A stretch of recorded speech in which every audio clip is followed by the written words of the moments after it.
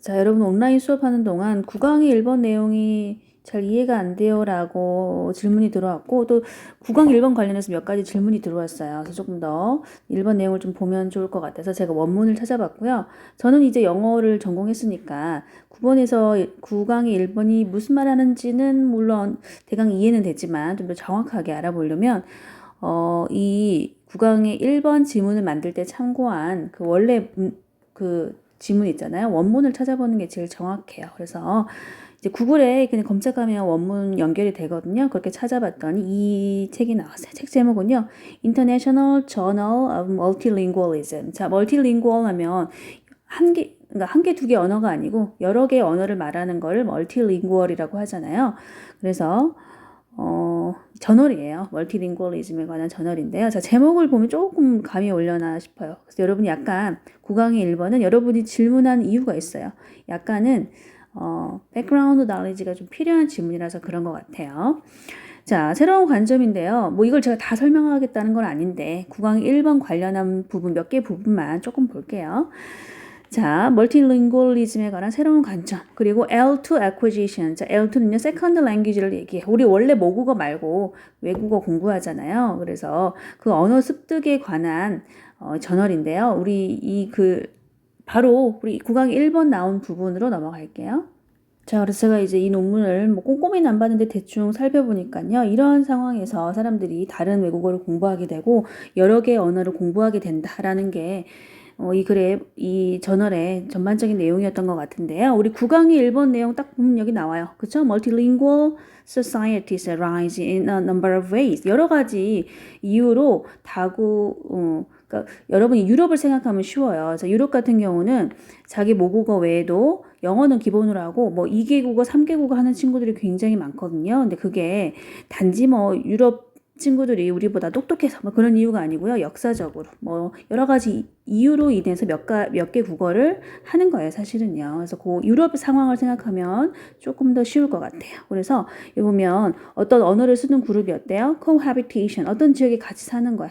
그러면 이 사람이 A라는 이 지역에 같이 살다 보니까 어때요? A 언어도 하고 B 언어도 하고 유럽 같은 경우는 어때요? 이렇게 다 붙어 있잖아요. 그 대륙 안에 여러 개 나라가 있잖아요. 그러다 보면 이렇게 여러 나라를 하게 되는 경우도 있고 역사적인 이유도 있고 뭐 그래요. 자, 여기 보면 immigration 어떤 나라에도 이민 오기도 하고 또 이민 가기도 하고 하면서 몇 개 국어를 하는 거잖아요. 그래서 그러한 내용하고 관련지어서 보면 조금 더 일본 내용이 뭐 이해하기가 조금 더 쉬울 것 같고요. 그러면 여기에서 이게 그러니까 멀티링구얼리즘이 생긴 그러니까 여러 개의 언어를 하는 나라들의 어떤 상황에 대해서 나오기도 하고요. 그 이유에 대해서 이 저널에서 얘기를 하고 있어요. 자, 그러면 우리 바로 1번 내용을 보면서 1번 내용이 도대체 뭐에 관한 내용인지 잘 모르겠다 하는 친구들이 있어서 조금만 더 부연 설명을 해볼게요.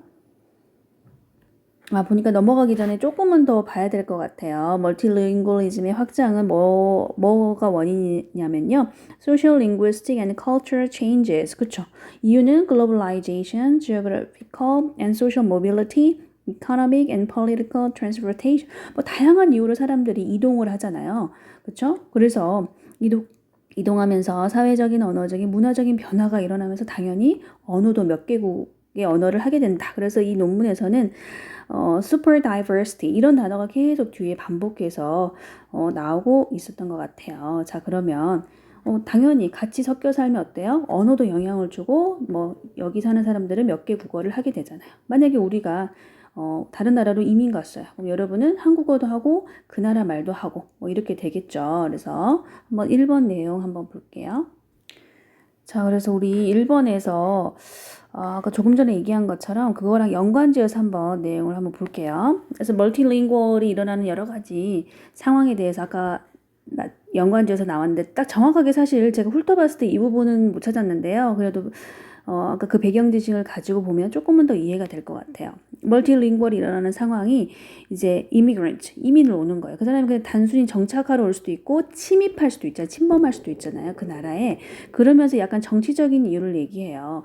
보면 이제 많은 나라들이 예전에 뭐 영국의 식민지였다거나 그런 상황 생각하면 돼요. 자, 영국의 식민지였던 나라들이 지금은 식민지가 아니지만 아직도 영어를 세컨드 랭귀지로 한다던가 뭐 자기네들도 공식 언어로 해서 많이 쓰고 있잖아요. 싱가포르 같은 경우도 마찬가지고 그런 거를 좀 생각하면 좀 더 이해하기가 쉽지 않을까 싶은데 자 그래서 보면 자 그런 상황을 생각해 보면요. 자 imperialist 제국주의자 그리고 식민지 expansion 팽창이잖아요. 그러니까 식민지를 자꾸 만드는 거예요.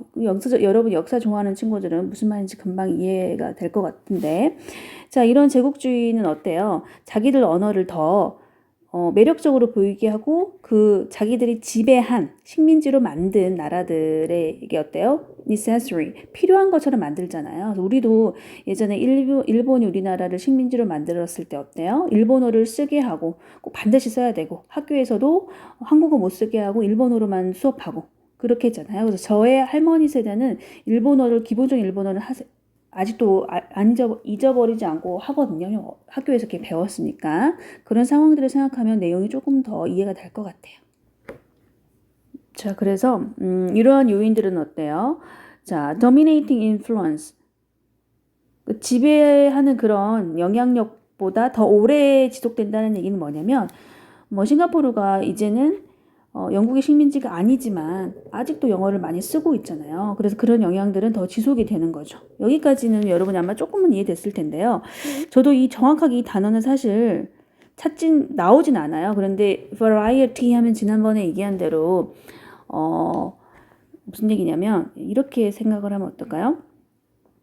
영어만 뭐 저는 다른 나라 말은 잘 모르니까 영어가 variety가 있어요. 자, 무슨 얘기냐면 어떤 언어의 용어예요. 사실은 variety는요. 자, 그래서 variety가 사실 언어학에서 나오는 말인데요. 사전에는 언어 변이형 variety of language. 자, 이게 뭐냐면요. 약간 우리가 아까 제가 얘기한 대로 영어가 어때요? 나라마다 조금 다른 형태로 쓰이잖아요. Indian English, 뭐 Philippine English. 나라마다 어때? 영어의 모양이 조금은 다르잖아요. 자, 그런 것들도 variety, 이거 정확하게 얘기를 하자면 이렇게 나와요. 사전에 보니까요. 동일한 언어 내부에서 특정 집단 또는 개인에 의해 사용되는 언어의 변이체. 그래서 variety가 뭐 식물로 얘기하는 어떤 품종, 그런 것처럼 언어에 있어서도 어때요? 그 그룹에 따라 좀 다르게 사용되잖아요. 그쵸? 한 나라에서도 마찬가지일 것 같아요. 뭐 나라를 다르게 얘기하기도 했지만 한 나라 안에서도 어때요? 그룹에 따라서 쓰이는 영어의 모양이 조금 다르잖아요. 그렇게 variety를 좀 이해하면 될 것 같아요. 자, 그러면 보면 former colonial area니까 지금 식민지가 아니야. 이전 식민지 지역인데 아직도 European variety를 사용한다는 얘기예요. 그러니까 유럽에서 지배를 했었어요. 식민지였어요. 지금은 식민지가 아닌데도 유럽에서 썼던, 그러니까 굳이 영어가 아니더라도 어쨌든 뭐 스페니쉬일 수도 있고, 그쵸? 그 언어를 아직도 그 식민지 국가에서 어때요? 사용하려고 adherence, 고집하는 거죠. 계속 우리는 쓰겠다라고 하는 거죠. 그게 한 가지 예의다. 그래서 우리말로 딱 정확하게 뭐라고 하면 좋을지 저는 잘 모르겠지만 어쨌든 이런 말이 있어요. 참고로 variety of language라는 말이 있고요. language. 그래서 저도 이제 언어학에서 배웠는데 우리말로는 저 잘 모르겠어요. 근데 언어 변이형 뭐 이렇게 나왔어요. 그래서 지역마다 다를 수도 있고요. 계급에 따라서 다를 수도 있고요. 영어인데도 어때요? 약간 이제 African American이 쓰는 영어는 또 약간 조금 다르잖아요. 뭐 말투도 다르고 그리고 뭐 단어도 사실 다르기도 하거든요. 그래서 뭐 인종에 따라 좀 다를 수도 있고요. 그런 다양한 형태들을 variety라고 해요. 그래서 European variety를 이해하려면 어떤 언어가 어떻게 사람들이 여러 개 언어를 쓰게 됐는지 그런 역사적인 개념도 조금 필요하고 언어학의 어떤 그런 용어도 알아야 되고 사실 뭐 쉬운 말은 아닌 것 같아요. 뭐 내용을 이해하는 데 있어서는 이게 크게 영향을 주지 않지만 궁금한 친구들이 있었던 것 같아서 추가로 설명했어요. 여기까지 국강의 1번 부가 설명 마칠게요.